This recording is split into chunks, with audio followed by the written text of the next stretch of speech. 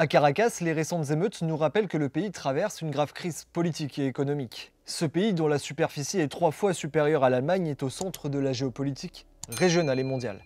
Alors pour rappel, le Venezuela compte 29 millions d'habitants, dont 90% vivent dans les métropoles littorales, notamment à Caracas, la capitale.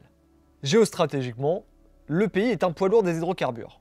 Il détient les premières réserves mondiales prouvées de pétrole brut, 303 milliards de barils en 2023, devant l'Arabie Saoudite et le Canada. Mais ce n'est pas tout. Caracas détient également les 4e réserves mondiales de gaz naturel. Au-delà des hydrocarbures, le pays dispose de vastes ressources minières, or, fer, nickel, charbon, diamants. D'un point de vue politique, le Venezuela est dirigé depuis 2013 par Nicolás Maduro, qui a succédé à Hugo Chavez, le leader charismatique de la révolution bolivarienne, un mouvement indépendantiste qui tente à rompre avec la tutelle américaine. L'empreinte de Chavez reste profondément ancrée dans les mentalités vénézuéliennes. Mais alors, revenons sur cette révolution bolivarienne. Issu d'un milieu modeste, militaire de formation, Hugo Chavez est élu président en 1999 et le restera pendant près de 15 ans. À son arrivée au pouvoir, le pays est renommé République bolivarienne du Venezuela, une démocratie participative est mise en place. Ces programmes sociaux sont financés grâce à la manne pétrolière, une économie rentière qui permet au pays d'exister sur la scène internationale.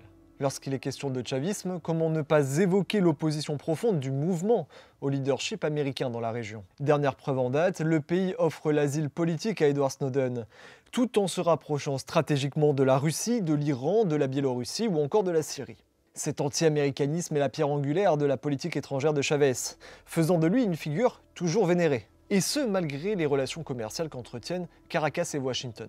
En 2013, c'est Nicolás Maduro qui lui succède à la présidence vénézuélienne.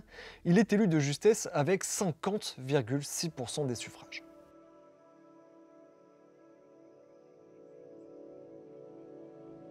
Alors revenons sur le parcours de Nicolás Maduro. Chauffeur de bus, responsable syndical, il s'engage rapidement en politique aux côtés d'Hugo Chavez. Il décrochera d'ailleurs un mandat de député avant de devenir président de l'Assemblée nationale. Mais Maduro ne s'arrête pas là, il est ensuite ministre des Affaires étrangères et s'impose comme le numéro 2 du régime dont il deviendra le vice-président en 2012. Un an plus tard, à la mort d'Hugo Chavez, il devient président par intérim avant l'organisation d'élections anticipées qu'il remportera, on l'a dit, de justesse. Le scrutin est contesté par l'opposition vénézuélienne incarnée par Juan Guaidó et l'ennemi historique américain.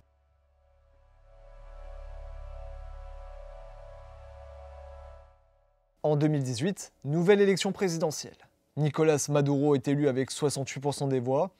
Et là encore, l'opposition vénézuélienne s'organise. À Caracas, l'Assemblée nationale désigne Juan Guaidó à sa tête et refuse de reconnaître formellement le nouveau mandat présidentiel de Nicolás Maduro. Juan Guaidó prend la tête d'un gouvernement de transition et lance dans son sillage l'opération Libertad, liberté. Conséquence directe, des centaines de manifestations sont organisées à travers le pays, des échauffourées éclatent entre forces de l'ordre loyalistes et soutien à Juan Guaidó, des dizaines de morts sont à déplorer. Autant de mouvements visant à fragiliser le pouvoir de Maduro. Mais c'était sans compter sur le soutien quasi indéfectible de l'armée et des institutions vénézuéliennes. En parallèle, une série de clichés de Juan Guaidó s'affichant au milieu du groupe de narcotrafiquants et paramilitaires colombiens Los Rastreros achève de ternir sa réputation. Largement impopulaire, lâché par ses soutiens politiques locaux, il perd progressivement le soutien de l'Union européenne qui cesse de le reconnaître comme président par intérim. Il est également lâché par l'Argentine, le Mexique, le Pérou, après leur basculement politique de la droite vers la gauche. L'administration américaine de Joe Biden continue quant à elle de le soutenir. Sans succès, en octobre 2023, Juan Guaidó quitte Caracas pour s'exiler aux États-Unis. Mais après cette période d'instabilité politique et sociale, quelle est la situation actuelle dans le pays? Caracas connaît aujourd'hui une grave crise économique. Selon les Nations Unies, près de 8 millions de Vénézuéliens ont quitté aujourd'hui le pays.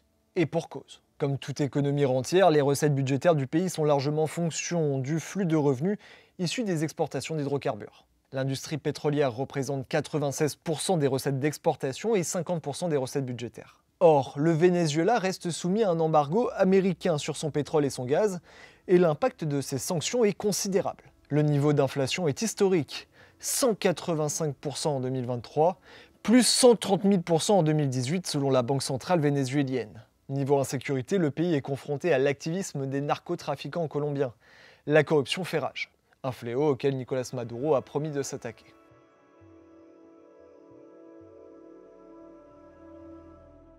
Le Venezuela est aujourd'hui une pièce centrale dans la guerre que se livrent les grandes puissances. Si Donald Trump s'oppose radicalement au leader vénézuélien, l'administration Biden, qui continue de soutenir l'opposition, se montre plus pragmatique et essaie de décrocher le Venezuela de l'influence russo-chinoise. Depuis le début de la guerre opposant Russie et Ukraine, les États-Unis tentent de renouer le dialogue avec Nicolás Maduro afin de le ramener dans le giron occidental, nécessité et réelle politique oblige. Pour pallier la perte de brut russe sur les marchés pétroliers depuis 2 ans, Washington tente à orienter à la hausse la production vénézuélienne de pétrole. En témoigne l'octroi par les États-Unis de licences et autres dérogations à l'entreprise pétrolière américaine Chevron pour continuer ses forages au Venezuela, et ce malgré l'embargo en cours. Une reprise de sa production et de ses exportations pétrolières qui permet à Caracas de sortir de l'hyperinflation, une bouffée d'air pour le pays. Le 20 mai 2024, Nicolás Maduro est proclamé vainqueur de la présidentielle.